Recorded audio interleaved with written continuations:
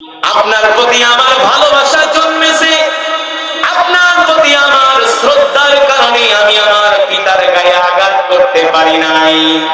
এই কথা শোনার সাথে সাথে সিদ্দিক আকবর তরবারি নিয়ে দাঁড়ায় গেলেন আর বললেন, আল্লাহি রাব্বিল কাবা, এ আব্দুর রহমান, শোনো শোনো, আমি ওই কাবার রবের কসম খায়া বলি, তুমি যে সুযোগ পাওয়ার পরেও বদরের যুদ্ধে আমার পাল্লা ফালাও নাই, আমি বাবা হইয়া যদি সুযোগ পাইতাম, এই সুযোগ পাওয়ার পরে তুমি কিন্তু আমার হাতের নাগালে থাকলে বাঁচতে পারতা না, কারণ আমি ইসলামের জন্য। আল্লাহু আকবার, জোরে বলেন আল্লাহু আকবার। সাইয়েদনা আবু বকর, সাইয়েদনা আবু বকর সিদ্দিক রাদিয়াল্লাহু তাআলা আনহুর ছেলে আব্দুর রহমান, নাম কি? বাবা ছিলেন আল্লাহ রাসূলের পক্ষে আর সন্তান ছিলেন আবু জেহেলের পক্ষে। সাইয়েদনা আবু বকর ছিলেন আল্লাহ রাসূলের পক্ষে আর আব্দুর রহমান সাইয়েদনা আবু বকরের সন্তান ছিলেন আবু জেহেলদের পক্ষে। এক দলে বাবা আর এক দলে সন্তান। সন্তান আর বাবা মুখোমুখি। আল্লাহু আকবার, আল্লাহু আকবার বলবেন না?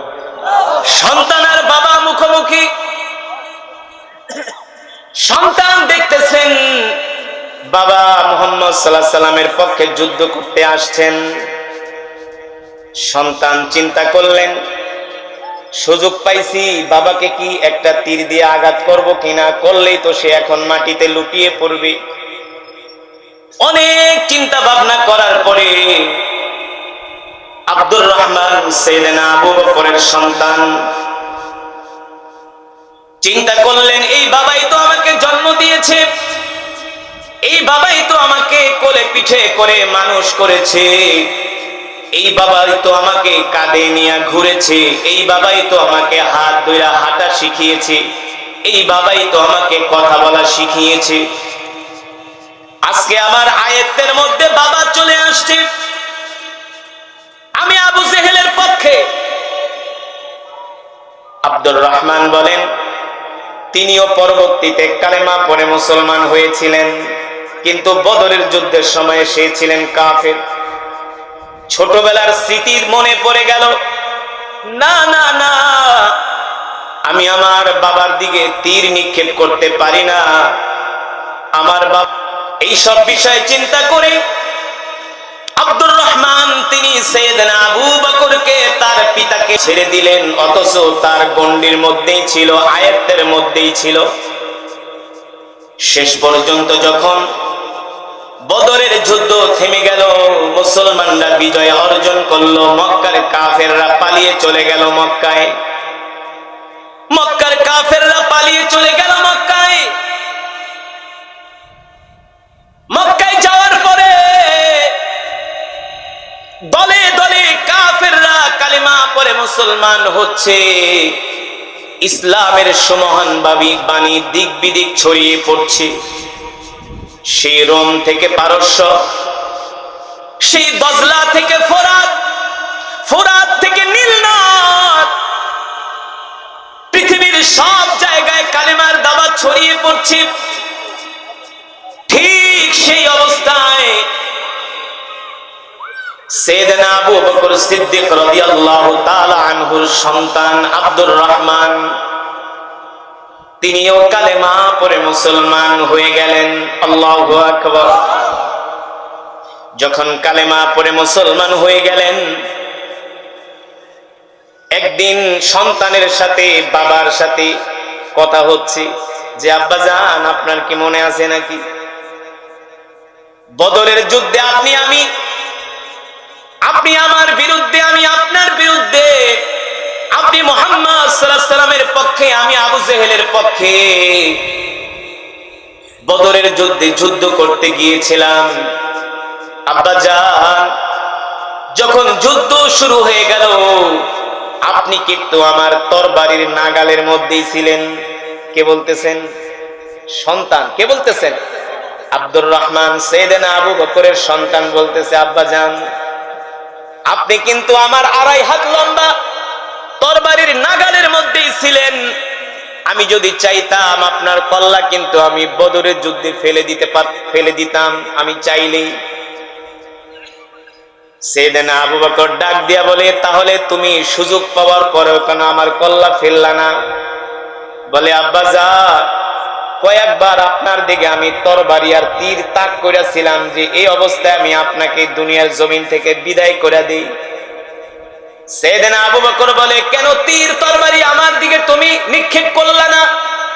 বলে, ইন্নাদ দীন ইনদাল্লাহিল ইসলাম, আল্লাহ তাআলার কাছে মাননীয় ধর্ম হলো ইসলাম।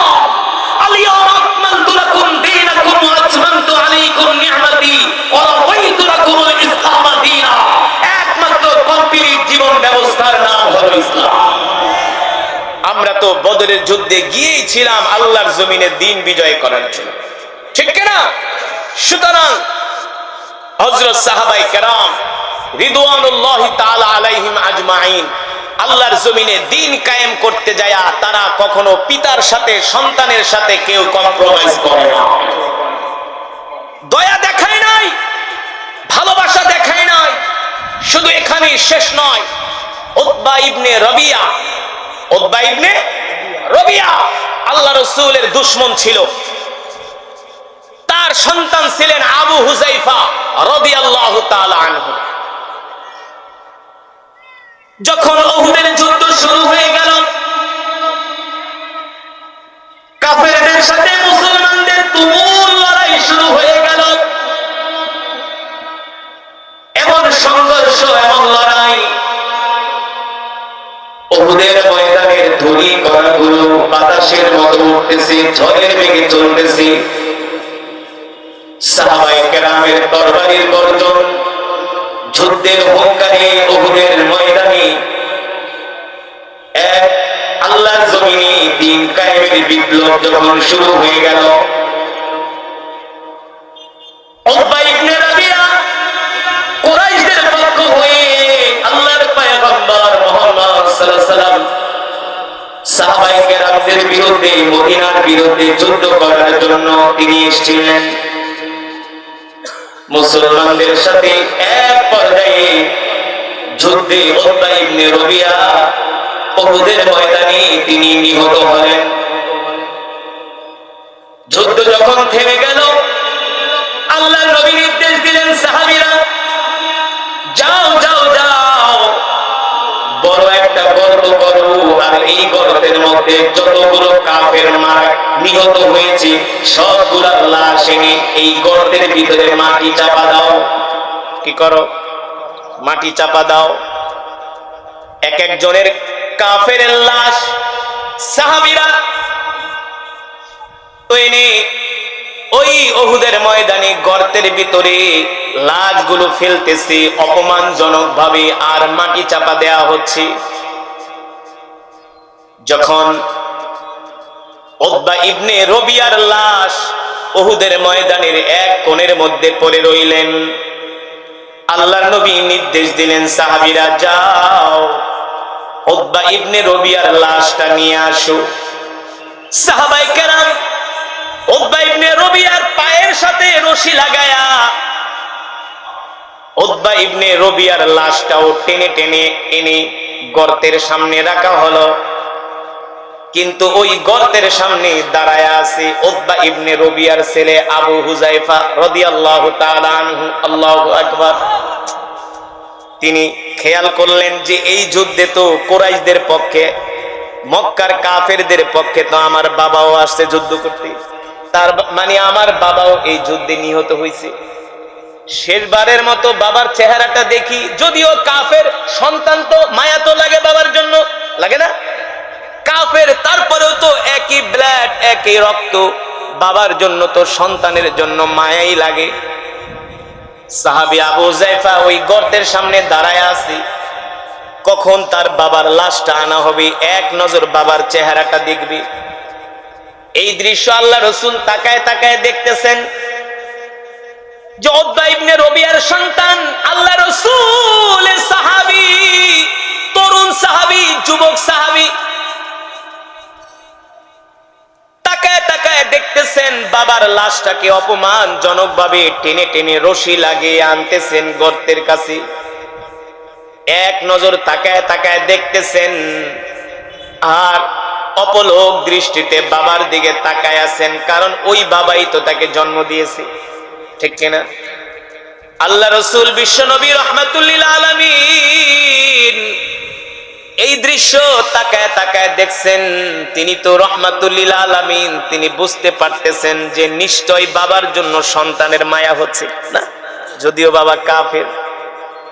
যখন উতবা ইবনে রবিআর লাশটা এনে গর্তের ভিতরে ফেলে দেয়া হচ্ছে, আবু হুযায়ফা রাদিয়াল্লাহু তাআলা আনহুর চোখ থেকে টলটল করে পানি পড়তেছে।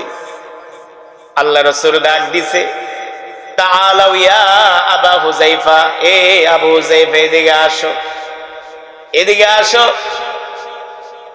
আমি বুঝতেছি তোমার বাবার জন্য তোমার মায়া হচ্ছে, বাবার জন্য তোমার কলিজা কাঁদছে। তোমার বাবার লাশটাকে এভাবে এনে গর্তের ভিতরে মাটি চাপা দেওয়া হবে, এই জন্য কি তুমি কষ্ট পাচ্ছ নাকি? সাহাবী আবু হুযায়ফা রাদিয়াল্লাহু তাআলা আনহু বলেন, আল্লাহি রাব্বিল কাবা, রবের কাবার কসম খেয়ে বলি, ও আল্লাহর পয়গম্বর মুহাম্মদ সাল্লাল্লাহু আলাইহি সাল্লাম, আপনার জন্য আমার জান কুরবান হয়ে যাক। আজকে আমি আমার বাবার লাশটা অপমানজনক ভাবে টেনে এনে গর্তের ভিতরে ফেলে দিয়ে মাটি চাপা দেওয়া হবে, এটা পৃথিবীর কোন সন্তানই দেখা সহ্য করতে পারবে না, ঠিক কিনা বলেন? সাহাবী আবু হুযায়ফা বলে, গো আল্লাহর পয়গম্বর, আমি আমার বাবার এই দুর্গতি দেখে আমার চোখে পানি আসছে না, আমার বাবার প্রতি আমার বিন্দু পরিমাণও ভালোবাসা যাচ্ছে না। আল্লাহ রাসূল বলে, যদি তোমার বাবার প্রতি ভালোবাসা না জাগে তাহলে তুমি কান্না করতেছো কেন? তোমার চোখে পানি কেন? আল্লাহু আকবার। ও যুবক, ভালো করে শুনে রাখো বন্ধু, ভালো করে শুনে রাখো দোস্ত, রাসূলের সাহাবীদের কেমন ঈমান ছিল! আল্লাহু আকবার। আল্লাহর দ্বীনের প্রতি, আল্লাহ রাসূলের প্রতি কেমন ভালোবাসা ছিল! সাহাবী আবু হুযায়ফা রাদিয়াল্লাহু তাআলা আনহু বলেন, ওগো আল্লাহর পয়গম্বর, আমার বাবার এই অবস্থা দেখা আমি আমার বাবার জন্য কাঁদি না, আমার দিলের মধ্যে আমার বাবার জন্য বিন্দু পরিমাণ ভালোবাসা নাই। আল্লাহ রাসূল বলেন, তাহলে কাঁদো কেন? সাহাবী আবু হুযায়ফা বলে, আল্লাহ রাসূল, আমি এই জন্য কান্না করতেছি, আমার বাবা একজন শিক্ষিত মানুষ, আমার বাবা একজন জ্ঞানী মানুষ, আমার বাবা ছিলেন মক্কার একজন নেতা। শুধু নেতা না, আমার বাবা ছিলেন মক্কার একজন বিচক্ষণ নেতা। বিচক্ষণ নেতা, এমন একজন শিক্ষিত মানুষ হয়ে, এমন একজন বিচক্ষণ নেতা হয়ে কিভাবে তিনি রাহমাতুল লিল আলামিনের বিরুদ্ধে তরবারি ধরলেন, এই কথা চিন্তা করে আমার চোখ দিয়া পানি চলে আসছে। আমার জীবন গেলে গাও তো আমি আল্লাহর পয়গম্বরের বিরুদ্ধে তরবারি ধরতে পারবো না। আল্লাহু আকবার, জোরে বলেন আল্লাহু আকবার।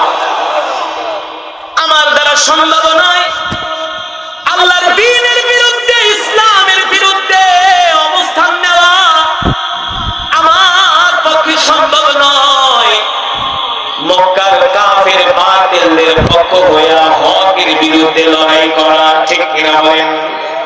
আমি আমার বাবার দিকে তাকায়া তাকায়া এটাই ভাবতেছি, আমার বাবা একজন শিক্ষিত বিচক্ষণ নেতা হইয়া কিভাবে তিনি সত্য ধর্ম ইসলামের বিরুদ্ধে বিরুদ্ধাচরণ করলেন, এই কথা ভেবে, এই চিন্তা করে আমার বাবার জন্য মায়া হয় না, আমার বাবার জন্য আফসোস হয়, এই জন্য আমার চোখ দিয়ে পানি চলে আসছে। আল্লাহু আকবার, জোরে বলি আল্লাহু আকবার।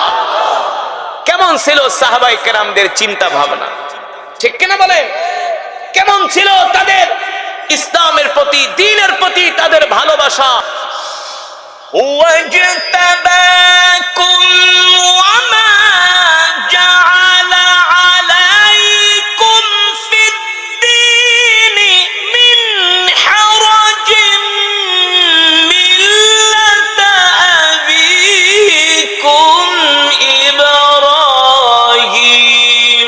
هُوَ سَمَّاكُمُ الْمُسْلِمِينَ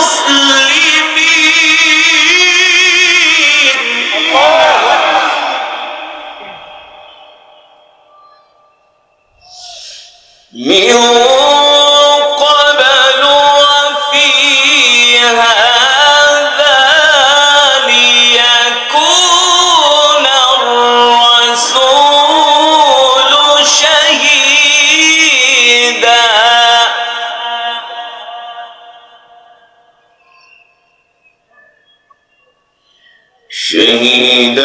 عليكم وتكونوا شهداء على الناس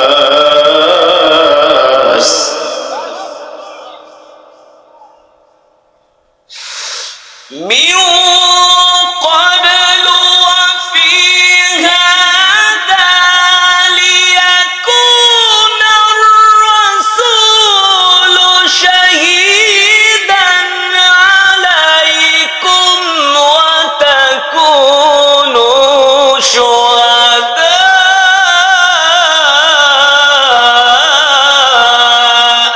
على الناس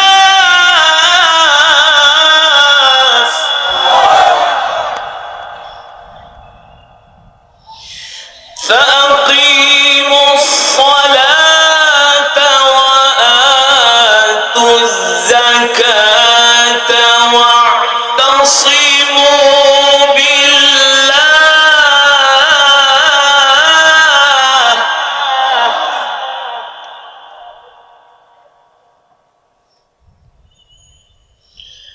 فأقيموا الصلاة وآتوا الزكاة واعتصموا بالله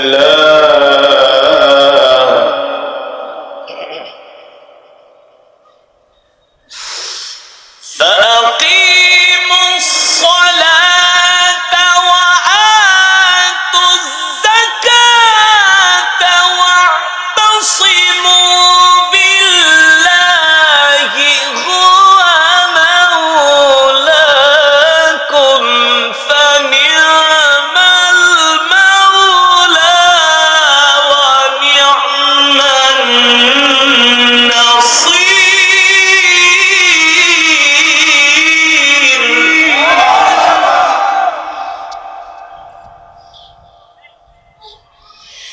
فأقيموا الصلاة وآتوا الزكاة واعتصموا بالله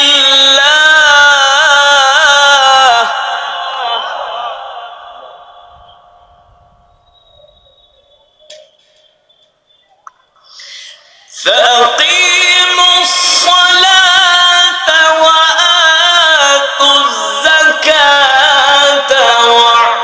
واعتصموا بالله هو مولاكم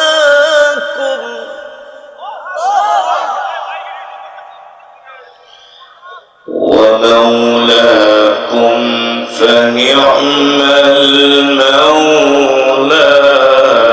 ونعم النصير هو مولاكم فنعم المولى ونعم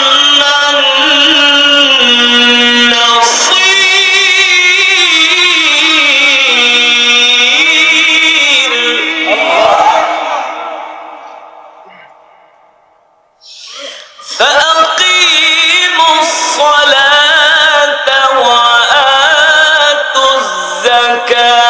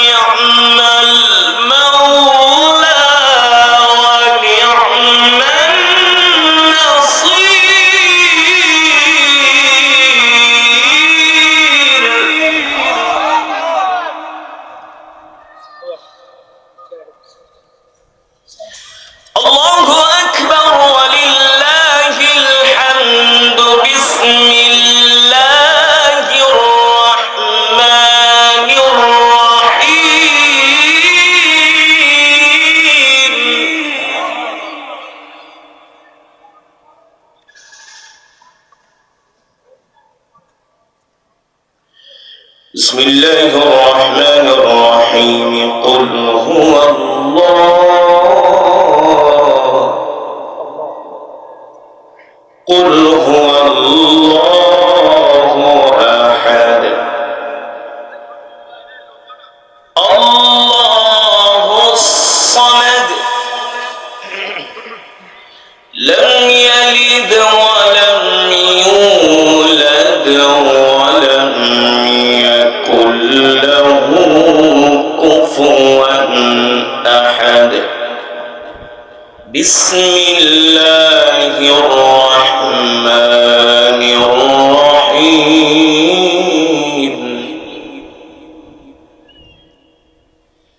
بسم الله الرحمن الرحيم قل هو الله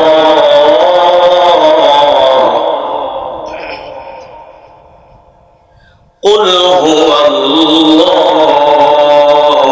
أحد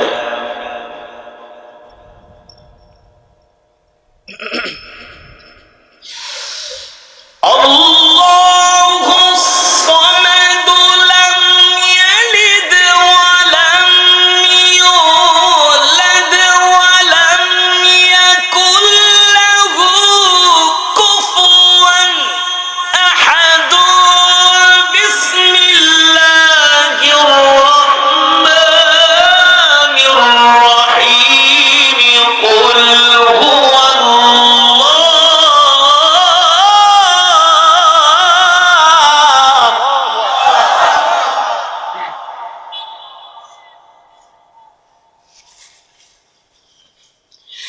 بسم الله الرحمن الرحيم قل هو الله أحد الله الصمد لم يلد ولم يولد لم يلد ولم يولد ولم يكن له كفوا أحد لم يلد ولم يولد ولم يكن له كفوا أحد لم يلد ولم يولد ولم يكن له كفوا أحد صدق الله العلي العظيم يا أيها الذين آمنوا اركعوا واسجدوا واعبدوا ربكم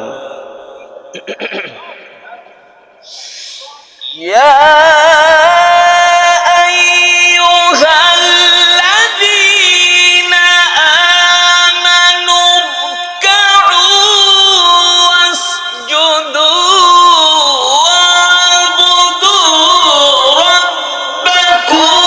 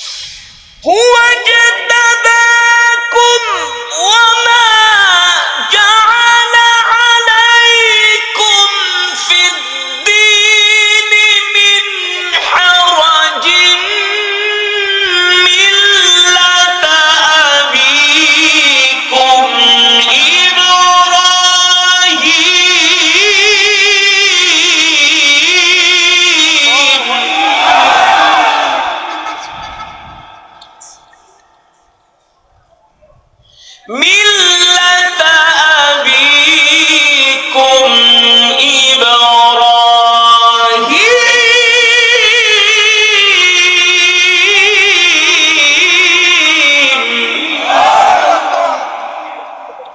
মিল্লাতা আবিকুম ইব্রাহিম হুয়া সাম্মাকুমুল মুসলিমিন